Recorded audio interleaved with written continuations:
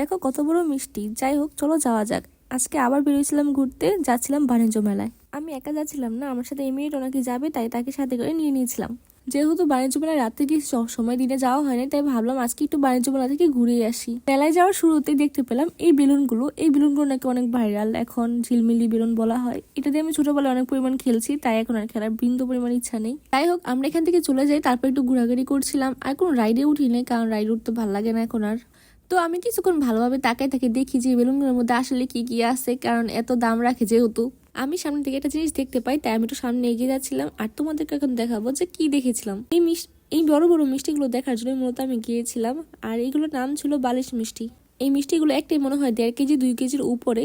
আর মিষ্টি তেমন একটা আমি পছন্দ করি না, আমার বোন পছন্দ করে। বিগ সাইজের মিষ্টিগুলো আমি ইউটিউবের একটা ভিডিওতে দেখছিলাম, আজকে সামনাসামনি দেখলাম, দেখে খুবই ভালো লাগতেছিল। আর এই দোকানটার মধ্যে বেশিরভাগই এই মিষ্টিগুলো ছিল। যাই হোক, এখন আমি মেলা থেকে বের হয়ে যাব। মেলা থেকে বের হয়ে আরেকটা জায়গায় যাব ঘুরতে। আসলে ঘুরতে যাব না, খেতে যাব আর কি, কারণ দুপুরে খাওয়াটা বাইরেই করবো আজকে। আজকে দীর্ঘ 7 দিন পর মনে হয় আমি ব্লগ আপলোড করতেছি। তোমরা কি আমাকে মিস করো নাকি কমেন্ট অবশ্যই জানিও তো। এটা আমার বোনের পক্ষ থেকে ট্রিট ছিল। আর আজকে আমরা নিয়েছিলাম চিকেন দম বিরিয়ানি। সব বিরিয়ানি থেকে আমার সবচেয়ে বেশি ভালো লাগে মুরগির বিরিয়ানি খেতে। আমার তেমন একটা খাসিও পছন্দ না, হাঁসের মাংস পছন্দ না, আমি মুরগি অনেক বেশি পরিমাণে খাই। বিরিয়ানিতে সব থেকে বেশি আমার আলুটা খেতে ভালো লাগে, আলুটাই আমার কাছে মেন। কিন্তু এখানে এসে দেখি আলুই ভালো মতো সিদ্ধ হয়েছে না, এটা কোনো কথা?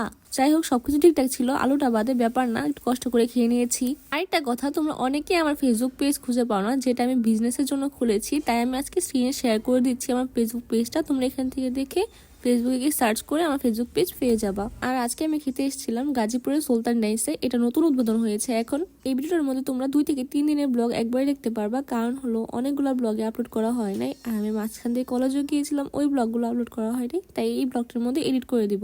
আসল কথা বলতে এখন আমার বিজনেসের জন্য ব্লগই করা হচ্ছে না, তাই আর কি ব্লগ আপলোড করতে পারতেছি না। কিন্তু খুব শীঘ্রই সবগুলো ব্লগ এডিট করে রাখবো আর একটার পর একটা আপলোড করব।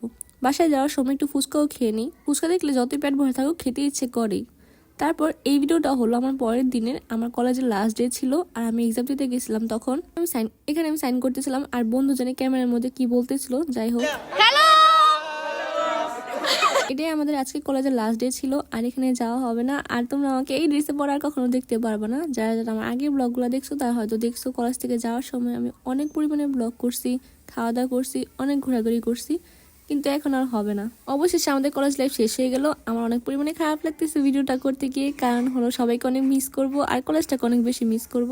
আর এই ড্রেসটা পরে তো ভিডিও করা হবে না, এই জন্য।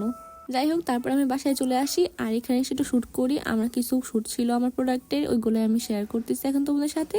আর তোমাদের সাথে দেখা হবে নেক্সট কোনো ভিডিওতে। অবশ্যই চ্যানেলটা সাবস্ক্রাইব করে রাখো। বাই বাই গাইজ, ভালো থাকো। আর এখন থেকে রেগুলার ব্লগ দেওয়ার চেষ্টা করবো অবশ্যই।